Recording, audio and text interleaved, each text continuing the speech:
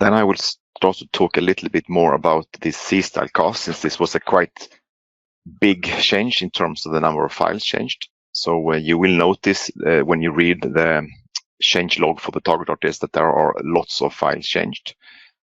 And we have taken a decision for each C-style cast what to replace it with. Many cases it could be removed completely, and in some cases we have replaced it with corresponding C++ cast. So static cast in most cases, but also in a few cases reinterpret cast. And you should note that we don't use dynamic cast, since we cannot assume that the code is compiled with runtime type information.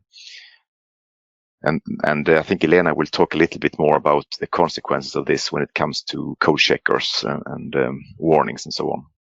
So in this screenshot, you can see an example of what it could look like in generated code. So before, in the type descriptor, we had lots of C-style casts, and now they have been either removed, or in this case, we replaced two of them with the reinterpret cast. And a benefit with these changes is that now we don't need to use the f-permissive flag anymore with GCC. So that is a bit of a dangerous flag, since it can hide some code problem. So if you use that flag, you can now stop using it. And as I said, it helped us detect two specific bugs that were related to 64-bit platforms.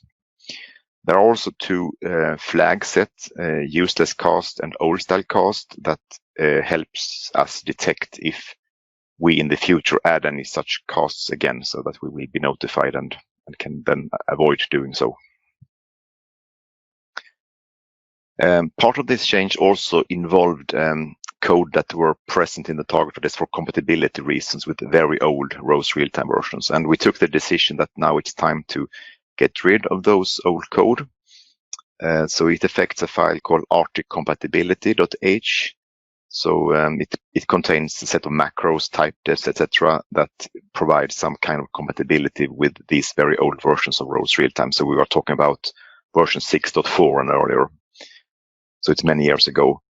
And if you still use some of these names, and you have some examples here, like uppercase RT-data instead of lowercase, integer instead of RT integer, etc., then we recommend that you update your models. But if that is not possible for whatever reason, you can, of course, still keep this file in your TargetRTS if you want to use those old names.